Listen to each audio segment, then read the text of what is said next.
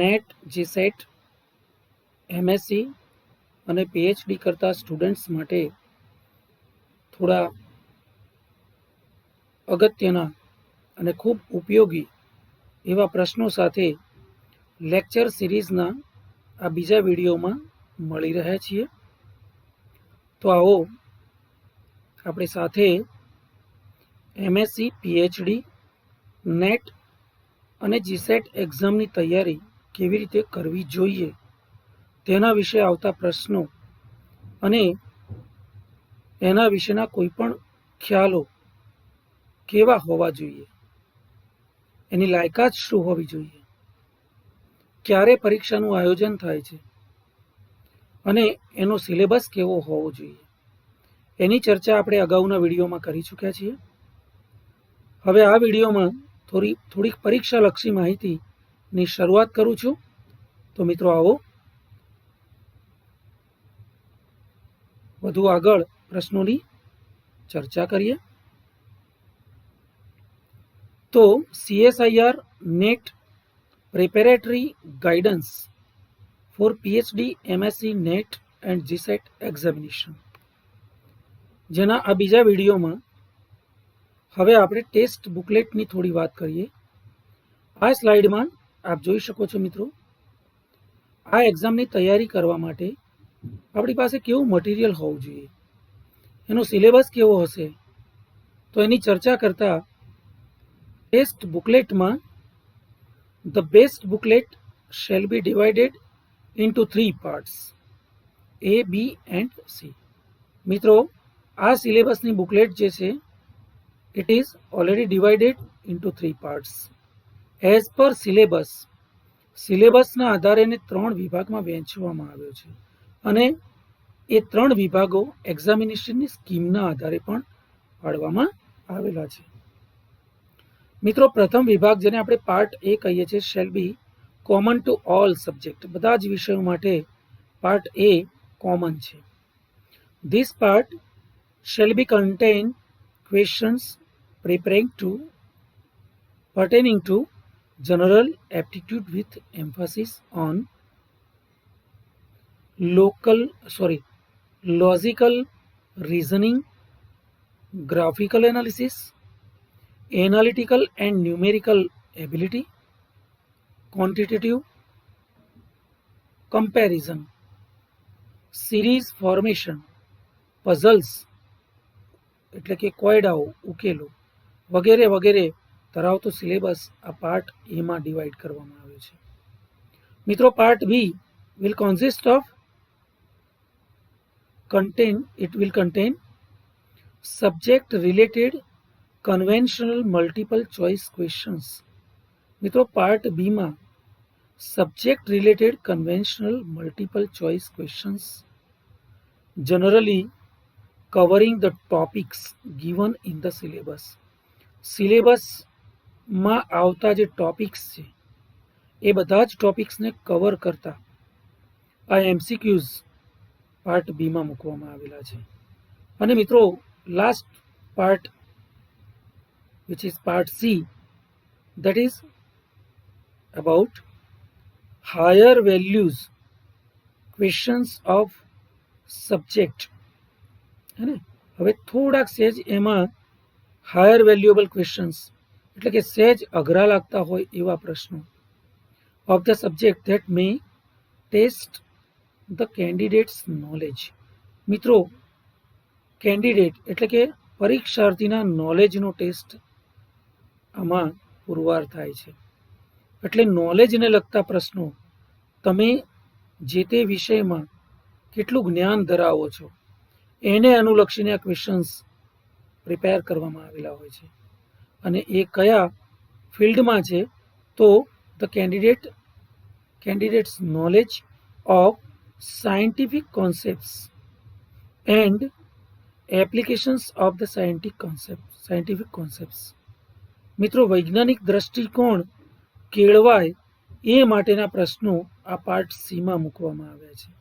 The questions shall be of analytical nature, where a candidate is expected to apply the scientific knowledge to prove at the solution to the given scientific problems. ટૂંકમાં મિત્રો, તમારો વૈજ્ઞાનિક દ્રષ્ટિકોણ કેળવાય અથવા તમારો વૈજ્ઞાનિક દ્રષ્ટિકોણ કેવો છે એને લગતો ટેસ્ટ તમે આમાં પુરવાર કરી શકો છો અને એને લગતી તૈયારી તમે કરી શકો છો. તો આ પ્રકારે 3 વિભાગમાં વહેંચવામાં આવેલો આ સિલેબસ, એની ઇન્ટરનેટ ઉપર જઈને તમે આ વેબસાઇટ ઉપર સર્ચ પણ કરી શકો છો.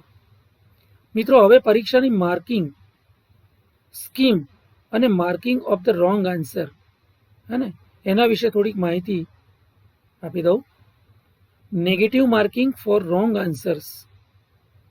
જોઈ શકો છો આપ, ખોટા જવાબ લખો, પ્રશ્નનો ખોટો જવાબ એટલે કે જેટલા પ્રશ્નો ખોટા પડે એના માટે નેગેટિવ માર્કિંગ હોય છે. વેરેવર રિક્વાયર્ડ, ને shall be applicable as per subject wise scheme of exam.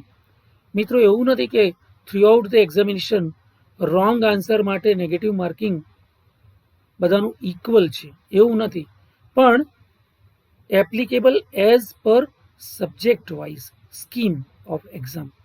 પરીક્ષાની જે સ્કીમ છે, હે ને, એ સ્કીમ પ્રમાણે જેવી જરૂરિયાત એ પ્રકારે એનું નેગેટિવ માર્કિંગ નક્કી કરવામાં આવેલું છે. ફોર એક્ઝામ્પલ, કેમિકલ સાયન્સીસમાં 25% ઓફ નેગેટિવ માર્કિંગ છે મિત્રો.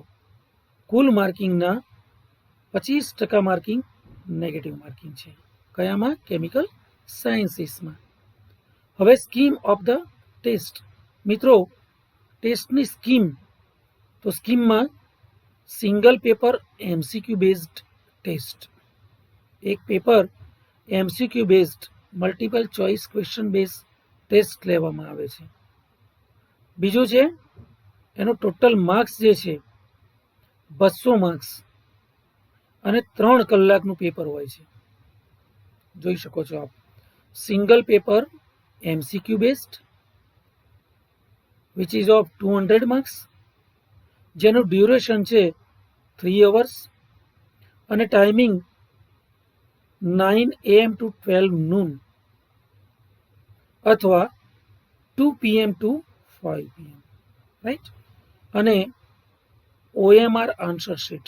મિત્રો, આપ જોઈ શકો છો આ દરેક એમસીક્યુઝના આન્સર OMR શીટમાં ભરવાના હોય છે. તો આપણે OMR શીટ વિશે પણ જાણકારી મેળવી લઈએ. મિત્રો, OMR શીટ અહીંયા જોઈ શકો છો, આ પાર્ટ એ આપ જોઈ શકો છો. અહીંયા આ પ્રકારે ફૂલ આ વર્તુળમાં, આ સર્કલમાં ડાર્ક આ રીતે તમારે કરવાનું હોય છે, હે ને. તો આ પ્રકારે સાચા જવાબની સામે તમે ડાર્ક અને black pen is only allowed. Black શાહીવાળી પેન જે છે એ જ પેનનો ઉપયોગ અહીંયા કરવાનો છે અને આ પ્રકારે OMR શીટને તમારે ભરવાની હોય છે. મિત્રો, કેમેસ્ટ્રી જૂન 2017, 2017માં જૂનમાં જે એક્ઝામિનેશન લેવાઈ હતી એના કટ ઓફ માર્ક્સ વિશેની થોડીક વાત કરીએ આપણે. તો ડિફરન્ટ ડિસિપ્લિન, અલગ અલગ વિષયોમાં આપ જોઈ શકો છો CSIR અને UGC ટેસ્ટ જે લેવાયેલો 18 જૂન 2017માં, એમાં લેક્ચરરશીપ માટેની નેટ એક્ઝામમાં 49.95%, 49.95% cut off marks unreserved category માટેના હતા. ઓબીસી કેટેગરી માટે, for OBC category 43.43%, whereas SC candidate 36.22% and ST candidate 27% and person with disability handicapped મિત્રો માટે 25.87% of cutoff marks in the lecturership NET examination in June 2017. તો આ પ્રકારે એનું cut off UGC CSIR combined નક્કી કરતા હોય છે. મિત્રો, આપ જોઈ શકો છો અગેન સેમ વસ્તુ અહીંયા બતાવેલી છે. જુનિયર રિસર્ચ ફેલોશિપ અને લેક્ચરરશિપ. આ સ્લાઇડમાં મિત્રો જોઈ શકો છો. ડિસેમ્બર 2017માં જ્યારે કટ ઓફ માર્ક નક્કી કરવામાં આવ્યા ત્યારે, કારણ કે મિત્રો આ પરીક્ષા it is already organised by CSIR and UGC twice a year, વર્ષમાં 2 વાર આ પરીક્ષા ઓર્ગેનાઇઝ થતી હોય છે મિત્રો. તો ડિસેમ્બરમાં જ્યારે ફરીવાર 2017માં એક્ઝામ લેવાઈ ત્યારે જુનિયર રિસર્ચ ફેલોશિપ માટેની આ પ્રકારની કટ ઓફ સ્કીમ હતી. અનરિઝર્વ માટે 55.50%, ઓબીસી માટે 48.25%, એસસી કેન્ડિડેટ માટે 40.25%, એસટી માટે 30% and PWD 28.75%. whereas for lecturership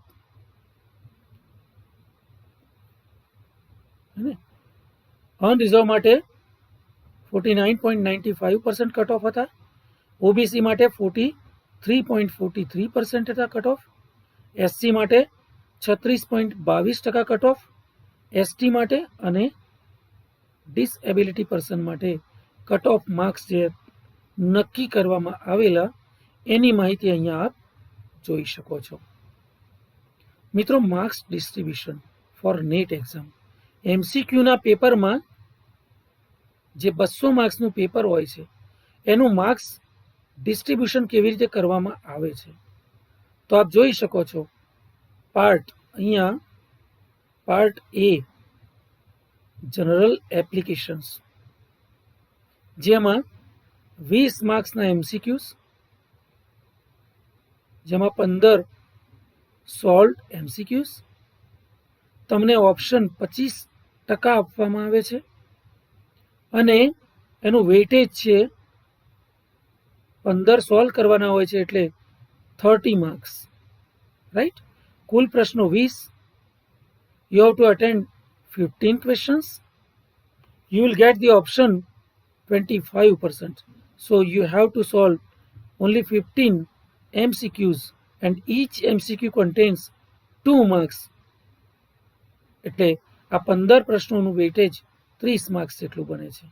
મિત્રો, કેમિકલ સાયન્સીસમાં પાર્ટ બી જે છે એમાં 40 MCQs, જેમાં 11.25% તમને ઓપ્શન આપવામાં આવે છે, એટલે કે કુલ 35 question you have to attend. So total number of marks for chemical sciences in part B, that is 70 marks, right. And part 3 again chemical sciences, થોડાક હાયર લેવલના વેલ્યુએબલ ક્વેશ્ચન્સ, જેમાં નોલેજ બેઝડ ક્વેશ્ચન્સ, જેમાં 58.3% option અને 60માંથી ફક્ત you have to attend 25 questions only, અને each question of weightage 4 marks. So weightage of this 25 question is 100 marks. So total number of marks is 100 marks for chemical sciences in part C, which are knowledge based, 70 marks for chemical sciences in part B, and 30 marks for general applications. So total marks is 200.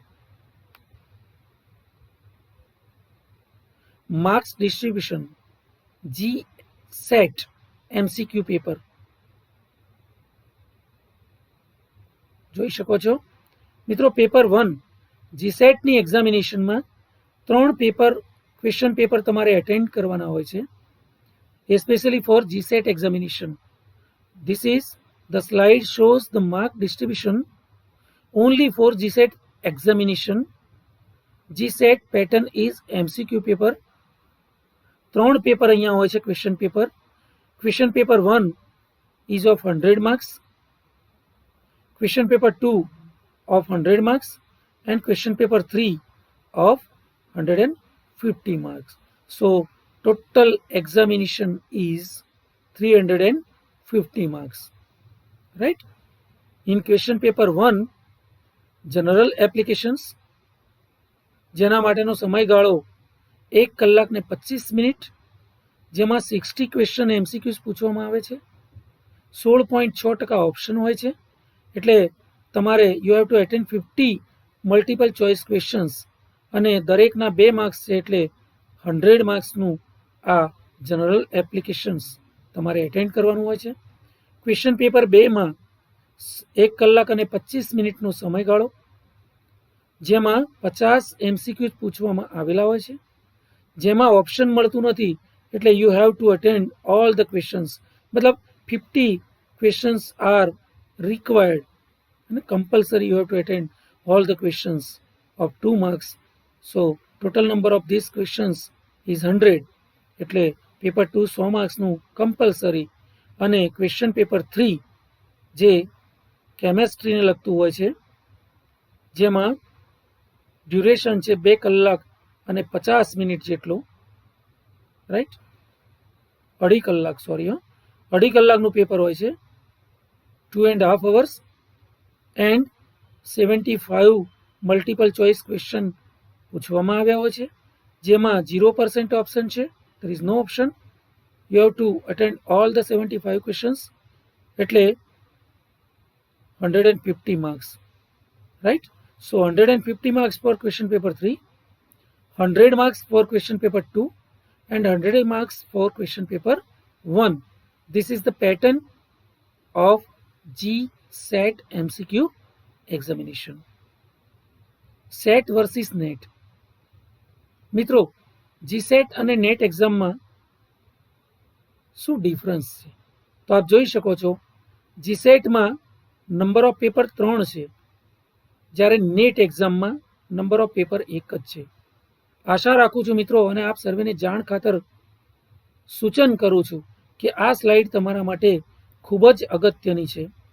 ખૂબ ધ્યાનથી આને સમજજો અને જોશો, વારે વારે જોશો. આ સ્લાઇડ ફરીવાર કહું છું, ખૂબ જ અગત્યની છે, જેમાં ઘણી બધી માહિતી આપ સર્વેને મળી શકે છે. Number of paper in GSET is, question paper is 3, while in net exam is 1. નેટમાં ફક્ત એક જ પેપર આવે છે, જ્યારે જીસેટમાં 3 પેપર છે. જીસેટનું ડ્યુરેશન 3 પેપરોનું થઈને 5 કલાક જેટલું છે, જ્યારે નેટ એક્ઝામના એક પેપરનું ડ્યુરેશન 3 કલાકનું છે.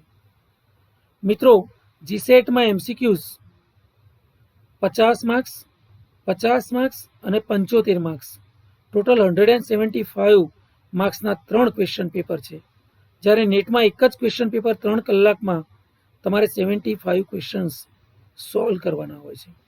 મિત્રો, જીસેટ એક્ઝામમાં માર્કિંગ, ટોટલ માર્કિંગ 350 માર્ક્સ છે, રાઈટ, જ્યારે નેટ એક્ઝામમાં ટોટલ માર્કિંગ જે છે એ 200 માર્ક્સ છે.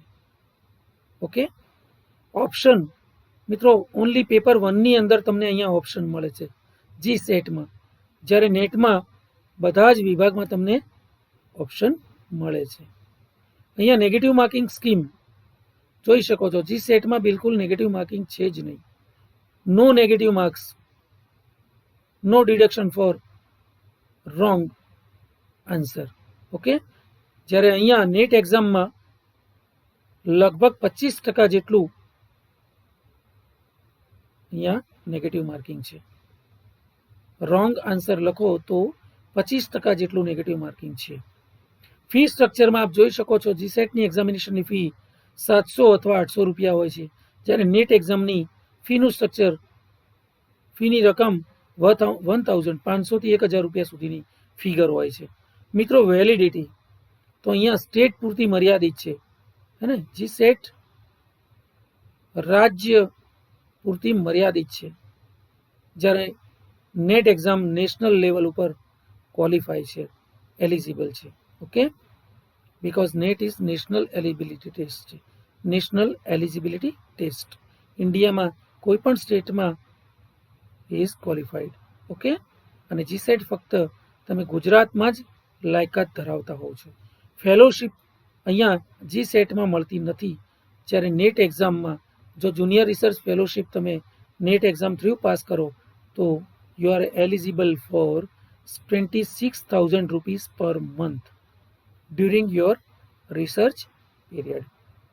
તો મિત્રો, this slide is very very important for you all the friends which are already going to be appeared in the GSET or NET exam.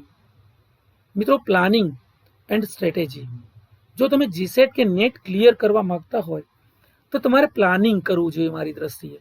મિત્રો planning કરો અને સ્ટ્રેટેજી બનાવો તો nothing is impossible in the world.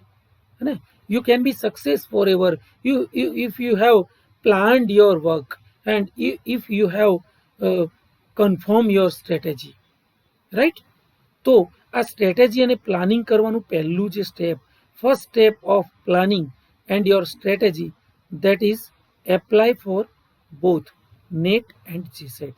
મિત્રો ખાલી GSET કે net માટે apply નહીં કરો, બંને એક્ઝામમાં એપ્લાય કરો, right. Second step is goal setting. One should set his goal.